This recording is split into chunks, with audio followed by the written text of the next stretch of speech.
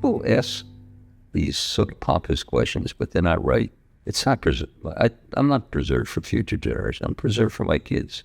If they want to share it with their kids, that's fine. But I did this for present generations. I mean, obviously it's my children and my grandchildren, but it's not, there's paterfamilias up there and then everybody down in the bottom. So we're all together.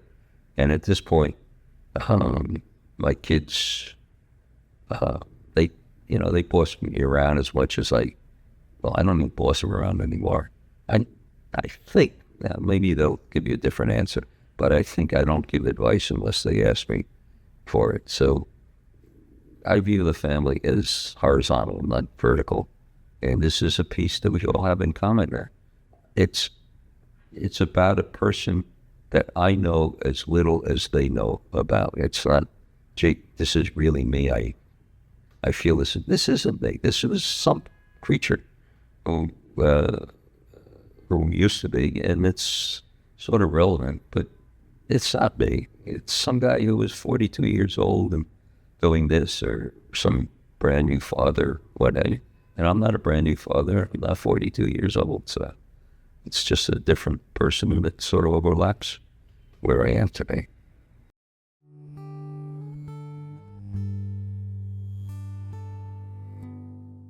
I actually love doing the experience. I love having this. My kids love having it, which makes it that more. And I try to get as many of my, let me say, peers. They're some of them are friends and some of them are acquaintances, and some of them have done more than I have and some of them done less. But I don't go to people who, they sit back and they think, what's their life been? There's not much there. I go to people who I admire and respect, and I tell them, you ought to get your stuff written down. You're not going to do it yourself. If you do it yourself, it'll be bullshit. It won't be you. It'll be some image that you want to leave. Life is an enormous catalyst to let you do something that you can really be proud that you did. And by the way, you'll have fun while you're doing it.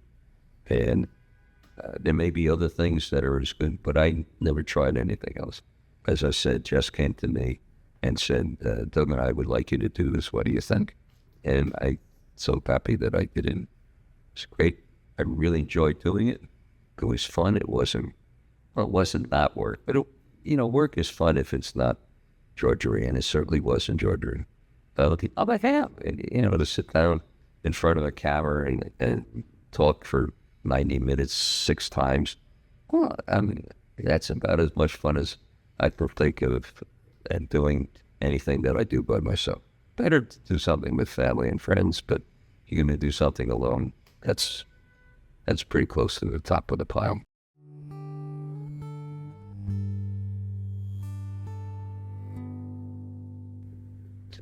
People think about this. Well, first of all, they overthink the idea of a life book. It's not some quest or something that you do because you owe it to anybody. It's fun. And it's important that you be close to your family when you're alive, and it's important that they remember you when you're gone. So Lifebook isn't a means, an end in itself. It's a means to, it's one of a number of ways of keeping family traditions alive. So we have the Lifebook, we have the stories, we have the pictures, we have all the kids and grandchildren went along with my wife and me as long as she was alive, and with me now. So it's a continuous woven fabric with all these different threads of our lives together, put together. And this is the most formal piece of it. But no one's going to read this book that doesn't already know me. Well, I don't. I mean, maybe someday there will be great-grandchildren who say, well, what's great-grandpa like?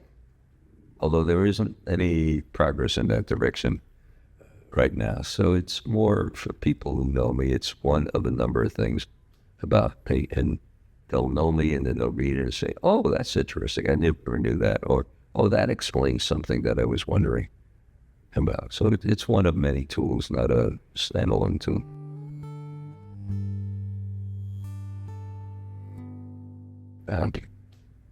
One thing that people always ask about is how did the interviews go? First of all, I didn't have an interviewer. I had a mediator. An interview, what most interviewers or courses ask is they care more about what their question looks like than what the answer comes. So I didn't answer questions. I would speak to, well, let's call him an interview, although that's not really accurate. We would talk a little bit and say, in the next session, why don't we concentrate on this? Well, the first, of course, is I sat down with him and we took my whole life piece and we broke it up into bite-sized pieces for each of them to be a couple of chapters or one of the recorded interviews. And then it just, once we did that, that was it. He would sit and listen and I would talk for 15 or 20 minutes and then he would say something like, you raised an interesting topic, but you didn't follow up on it. Would you like to talk a little bit about X? And then he'd shut up. And I'd spoke for another 15 or 20 minutes. So he acted, he's truly a mediator. He acted to keeping me on. Well, first of all, he acted that he and I worked together to figure out the basic track that we were going to follow. And then he acted either to keep me on the track or to point out at least I'm going in a different direction. Did I really want to do that? Sometimes I did, and sometimes I didn't. So it's absolutely true that without him and his skills and the warm relationship we developed, I never would have had a product like this. I would have had a much stiffer and more, not so much less interesting, although it would have been less interesting, but less truthful session. But it wasn't question answer. He never asked me a question. It was always a query about, would you like to do this, or do you realize you did that, for some general observation of that kind.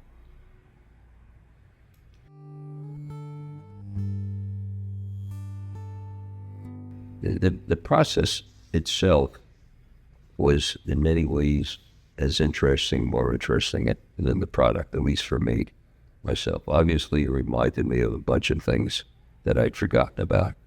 But the thing that surprised me about the process is the relationship I developed between me and this fellow who had my name 30 or 40 years ago, who was not me. I remember many of these things before I had done it. When I sat down and did a timeline and started talking about one thing that reminded me of things that I didn't do. But it's funny, having spent 9 months of pretty intense work thinking about the past. I don't think about the past anymore now. Yesterday is gone. I think about, to me, tomorrow is more real than yesterday. That's part of my attitude in general. But having done the book really crisped that up. Okay, now we've done that. It's written down. I don't go back and read it. I go look at the pictures sometimes because they're really cryptic. But the book it's a closed book now. The book is done. I don't have to think about that. Sure, I remind me of things, and when I talk to friends, especially friends from those times, it's sort of cool to say, do you remember this or do you remember that? But it's all arm's length. What's really in my mind is what I did yesterday. Like, I just came back from Africa. I write a trip report when I do these things. I just started before you came. I'll do a 20 or 30 page letter with a bunch of pictures. That's really been, once I finish that, that'll be consigned to, if you want to read this, that's cool. And I remember what I write because if my friends go to these places, I send them that. And I'm really concentrating on what am I going to do tomorrow, and that's what I did yesterday. And the book has made it easier to do that because I don't feel this obligation to dig up stuff that I'll otherwise forget about. It's done. It's great. Now I can move on to the rest of my life. I'm 89 years old, and I can't wait to see what's going to happen tomorrow or next year. I'm driving the car to the end of the cliff at 90 miles an hour.